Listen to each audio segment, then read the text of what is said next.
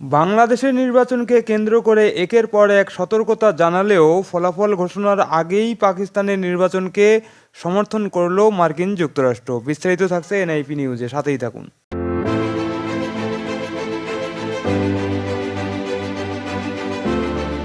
বাংলাদেশের নির্বাচনকে কেন্দ্র করে যুক্তরাষ্ট্রের একের পর এক সতর্কতা ছিল নির্বাচনের কয়েক মাস আগে থেকেই।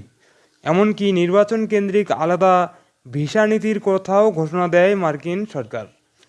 বাংলাদেশের নির্বাচন নিয়ে আন্তর্জাতিক পর্যবেক্ষকদের ইতিবাচক মন্তব্যের পরও ফলাফল ঘোষণার পর মার্কিন যুক্তরাষ্ট্র জানায় বাংলাদেশের নির্বাচন অবাধ ও সুষ্ঠু হয়নি।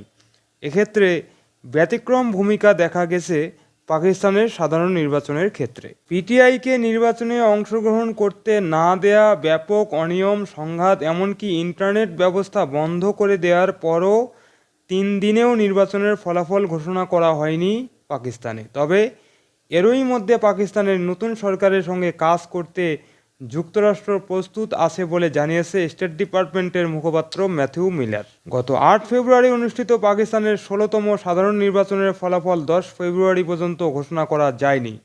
দেশটির স্বরাষ্ট্র মন্ত্রণালয় জানিয়েছে যোগাযোগের গোলযোগের কারণে ভোট গণনায় দেরি হচ্ছে।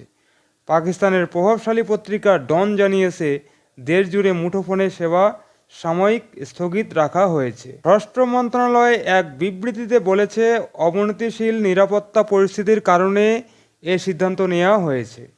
স্বরাষ্ট্র মন্ত্রণালয়ের বিবৃতিতে বলা হয়েছে নির্বাচনের আগে সন্ত্রাসী কর্মকাণ্ড অনেকটাই বেড়ে গেছে, এতে মানুষের প্রাণ যাচ্ছে, অবনতি ঘটেছে দেশের নিরাপত্তা পরিবেশের।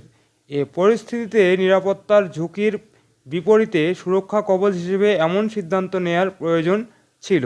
নির্বাচনের দিনে পাকিস্তানের বিভিন্ন অঞ্চলে ইন্টারনেট সেবা বন্ধ থাকা বা গতি কম থাকার খবর জানিয়েছে ইন্টারনেট পর্যবেক্ষণকারী প্রতিষ্ঠান নেটব্লকস। পাকিস্তানের নির্বাচন নিয়ে উদ্বেগ প্রকাশ করেছে যুক্তরাষ্ট্র ও যুক্তরাজ্য। ব্রিটিশ পররাষ্ট্রমন্ত্রী ডেভিড ক্যামেরন বলেছেন যুক্তরাজ্য পাকিস্তানের কর্তৃপক্ষকে তথ্যের অবাধ অধিকার, আইনের শাসন এবং মৌলিক মানবাধিকার সমুন্নত রাখতে আহ্বান জানিয়েছে।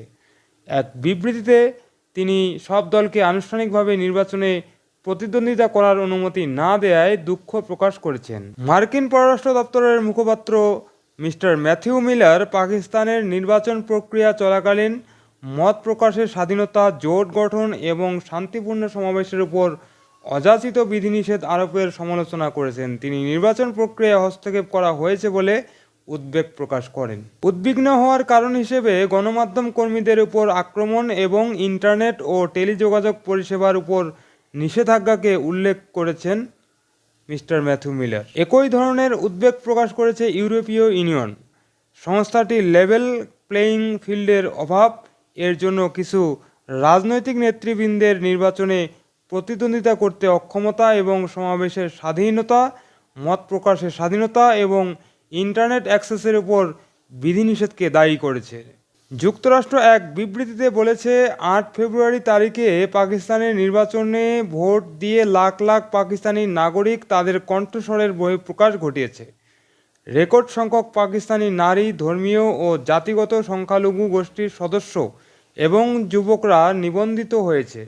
আমরা পাকিস্তানের গণতান্ত্রিক ও নির্বাচনী প্রতিষ্ঠানগুলিকে রক্ষা ও সমুন্নত রাখার জন্য পাকিস্তানি নির্বাচনী কর্মী, সুশীল সমাজ, সাংবাদিক এবং নির্বাচন পর্যবেক্ষকদের প্রশংসা করি। আমরা এখন সময়োপযোগী সম্পূর্ণ ফলাফলের দিকে তাকিয়ে আছি, যা পাকিস্তানি জনগণের ইচ্ছার প্রতিফলন ঘটাবে। বিবৃতিতে মিস্টার ম্যাথিউ মিলার আরও বলেন, নির্বাচনী প্রক্রিয়ায় হস্তক্ষেপের অভিযোগের বিষয়ে আমরা উদ্বিগ্ন। হস্তক্ষেপ বা জালিয়াতির যেসব দাবি আছে তার পূর্ণ তদন্ত হওয়া উচিত। তিনি আরও বলেন, যুক্তরাষ্ট্র অভিন্ন স্বার্থকে এগিয়ে নিতে রাজনৈতিক দল নির্বিশেষে পাকিস্তানের পরবর্তী সরকারের সঙ্গে কাজ করতে প্রস্তুত। আমরা বাণিজ্য ও বিনিয়োগের মাধ্যমে পাকিস্তানের অর্থনীতিকে সমর্থন করে আমাদের অংশীদারিত্ব জোরদার করার প্রত্যাশায় রয়েছি। আমরা পাকিস্তানকে তার গণতান্ত্রিক প্রতিষ্ঠানগুলোকে শক্তিশালী করা, মার্কিন পাকিস্তান গ্রিন অ্যালায়েন্স ফ্রেমওয়ার্কের মাধ্যমে জড়িত হওয়া, মানুষে মানুষের সম্পর্ক প্রশস্ত করা এবং মত প্রকাশের স্বাধীনতা সহ মানবাধিকারের প্রচারে সমর্থন অব্যাহত রাখব। আমরা আমাদের নিরাপত্তা সহযোগিতার জোরদার করতে এবং সুরক্ষা ও নিরাপত্তার পরিবেশ তৈরি করতেও প্রতিশ্রুতিবদ্ধ, যাতে পাকিস্তানি নাগরিকরা শান্তি, গণতন্ত্র ও অগ্রগতি পায়। সুপ্রিয় দর্শক, এই প্রতিবেদনটি এখন এখানে শেষ করছি। পরবর্তী সংবাদ নিয়ে আবার আসবো আপনাদের সামনে। আর সে পর্যন্ত ভালো থাকবেন, ভালো রাখবেন এবং চ্যানেলটি সাবস্ক্রাইব করে এনআইপি নিউজের সাথেই থাকবেন। ধন্যবাদ সবাইকে।